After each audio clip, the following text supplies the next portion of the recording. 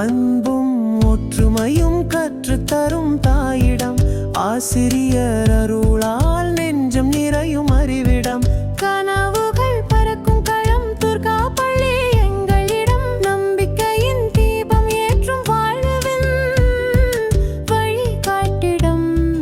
புத்தகங்கள் புனிதம் தரும் பாதைகள் திறக்கும் இடம், நண்பர்கள் கைகோர்த்திட இன்பங்கள் பொங்கும் இடம். வானத்தில் நகங்கள் போல மாணவர்கள் பிரகாசிக்க, துர்கா பள்ளி எப்போதுமே உலகத்தில் உயர வாழ்த்திடும்.